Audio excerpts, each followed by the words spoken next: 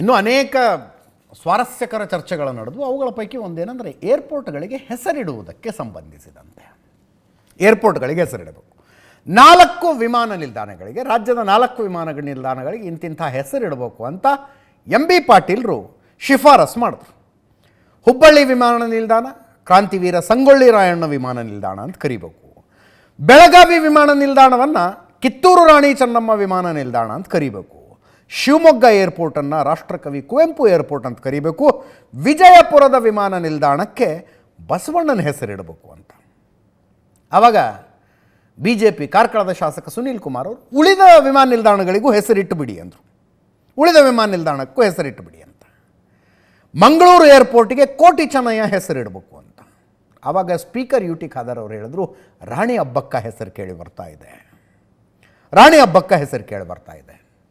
ಆವಾಗ MB ಪಾಟೀಲರು ಮಂಗಳೂರು ಮೈಸೂರು ವಿಮಾನ ನಿಲ್ದಾಣಗಳಿಗೆ ಹೆಸರಿಡುವ ಬಗ್ಗೆ ಚರ್ಚೆ ಮಾಡೋಣ, ಯೋಚನೆ ಮಾಡಿ ನಿರ್ಧಾರಕ್ಕೆ ಬರೋಣ ಅಂತ ಸಚಿವ ಸಂಪುಟದಲ್ಲಿ ಚರ್ಚೆ ಮಾಡ್ತೀವಿ ಆ ವಿಷಯವನ್ನು.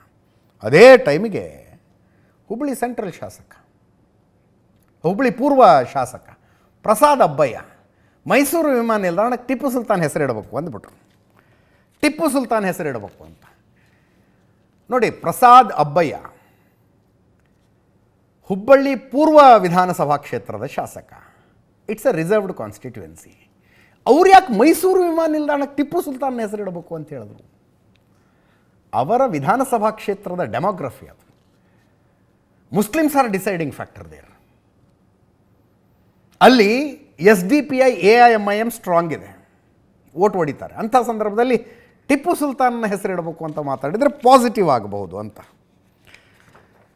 ಅದಕ್ಕೆ BJPಯವರು ತೀವ್ರ ವಿರೋಧ. ಕೇಳಿಸ್ಕೊಳ್ಳಿ. ಕೇಂದ್ರ ಸರ್ಕಾರಕ್ಕೆ ಶಿಫಾರಸು ಮಾಡುವ ಪ್ರಸ್ತಾವವನ್ನು ಸರ್ವಾನುಮತದಿಂದ ಈ ಸದನವು ಅಂಗೀಕರಿಸುತ್ತದೆ. 1.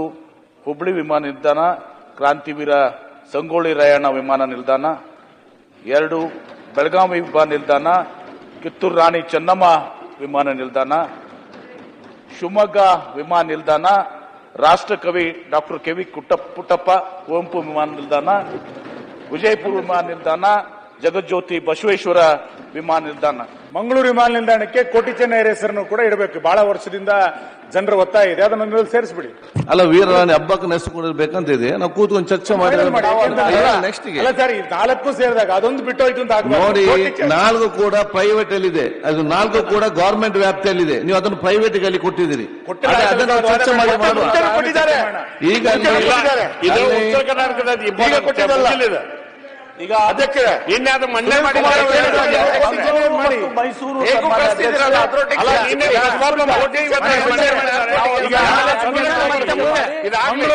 ಕೋಟಿ ಚೆನ್ನೈ ಹೆಸರಿಡಬೇಕು ಅಂತ ಬಹಳ ವರ್ಷದಿಂದ ಚರ್ಚೆ ನಡೀತಾ ಇದೆ.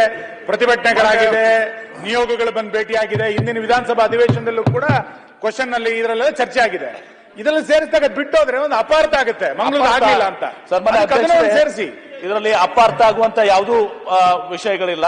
ನಾವು ನಿಮ್ಮ ಮಂಗಳೂರು ವಿಮಾನ ನಿಲ್ದಾಣ ಇರಬಹುದು, ಅಥವಾ ಮೈಸೂರು ಇದೆ, ಕಲಬುರಗಿ ಇದೆ, ಈ ಎಲ್ಲವನ್ನು ಕೂಡ ನಾವು ಮತ್ತೆ ಸಂಪುಟ ಸಭೆಯಲ್ಲಿ ಇವತ್ತೊಂದು ದಿವಸ ಚರ್ಚೆ ಮಾಡಿ ಏನೇನು ಹೆಸರುಗಳಿದಾವೆ ಆ ಎಲ್ಲಾ ಹೆಸರುಗಳನ್ನ ಚರ್ಚಿಸಿ ಇವತ್ತೊಂದು ದಿವಸ ಅದನ್ನು ಕೂಡ ತಗೊಂಡ್ಬರುವಂತ ಕೆಲಸ ಮಾಡ್ತೀವಿ. ಸದ್ಯಕ್ಕೆ ಇದನ್ನ ತಾವು ಎಲ್ಲರೂ ಕೂಡ ಇದನ್ನ ಅಂಗೀಕರಿಸಬೇಕು ಅಂತ ಹೇಳಿ ತಮ್ಮಲ್ಲಿ ವಿಮಾನ ನಿಲ್ದಾಣಕ್ಕೆ ಜಗಜ್ಯೋತಿ ಅಣ್ಣ ಬಸವಣ್ಣನವರ ಹೆಸರು ಕೂಡ ಇವತ್ತು ಎಲ್ಲರೂ ಸಭೆಯಲ್ಲಿ ಪ್ರಸ್ತಾಪ ಮಾಡಿದ್ರು.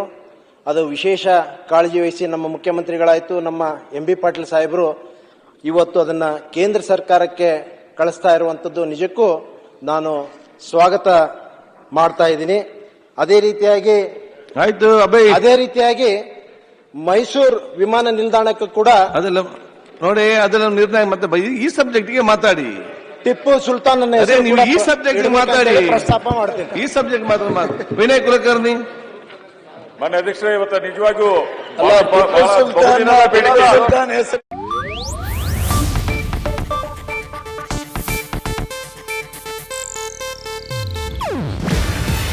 ಇದು ಏಷ್ಯಾನೆಟ್ ನ್ಯೂಸ್ ನೆಟ್ವರ್ಕ್ ಪ್ರಸ್ತುತಿ. ನೀವು ನೋಡ್ತಿದ್ದೀರಾ ಏಷ್ಯಾನೆಟ್ ಸುವರ್ಣ ನ್ಯೂಸ್.